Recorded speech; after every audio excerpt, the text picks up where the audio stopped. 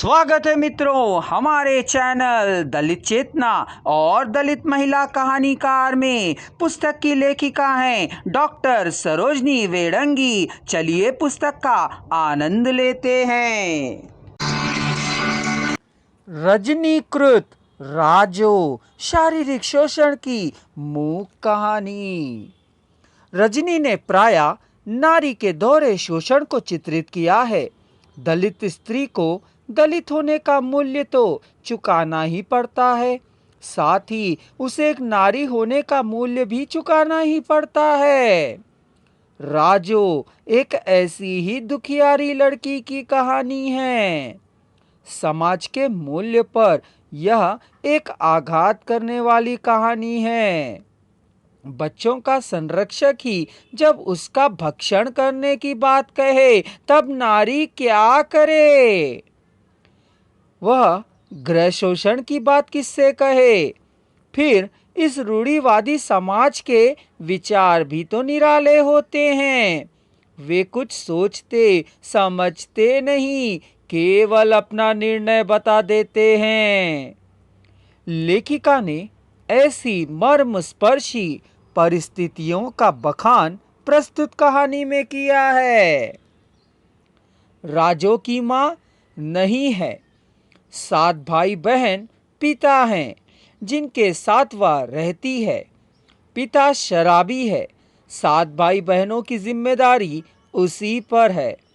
आज राजो का मन काम में नहीं लग रहा था। वह दूर विचारों में खोई अपनी दिनचर्या को पूरा कर रही थी। तभी उसका पिता शराब पीकर झूमता हुआ आता है। पिता को देखकर दोनों बच्चे एक कोने में खिसक जाते हैं। राजो पिता के लिए खाना लाने जाती है। वह जैसे ही अपने पिता को खाने की थाली देने नीचे झुकती है, उसकी चुन्नी जिससे वह गले का निशान छिपाना चाहती है, नीचे गिर जाता है। घबराकर वह फिर से चुन्नी से निशान को ढक लेती है। उसकी घबराहट देखकर शराबी पिता ने उसे सवाल किया कि वह काम पर नहीं गई। वास्तव में राजो मोहल्ले में जमादारनी का काम करती थी।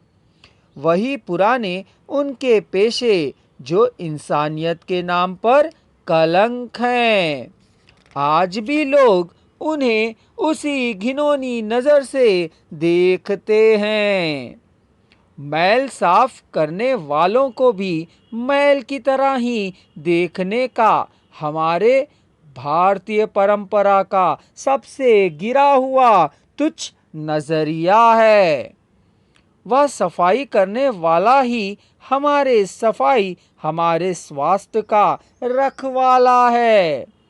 यह समाज के लोग कब समझेंगे? राजो नहीं कहकर टोकरे में बर्तन समेटकर जल्दी जल्दी जाने लगती है। पिता नशे में बड़बड़ाता रहता है। काम में न जाने के कारण उसे गालियां देता रहा। हरामजादी को बड़ी चर्बी चढ़ रही है, काम धाम कुछ करती है नहीं, बस इन बच्चों को लेकर पढ़ाती रहती है। तुम सबके लिए खाने को मैं कहाँ से लाऊं? क्या चोरी करूं या डाका डालूं? पिता की गालियां सुनकर राजो घृणा और आक्रोश से भर गई। उसकी चुन्नी फिर से गिर गई और पिता की बूढ़ी और परखी नजर गले के निशान पर जम गई। पिता ने पूछा, यह निशान कैसा है? पर वह उसे आंखों से घूरते हुए सोचने लगी, ऐसे पिता को दुर्ख दर्द क्या समझ आएगा जो लड़के की चाह में पत्नी को बच्चे पैदा करवाता रहा।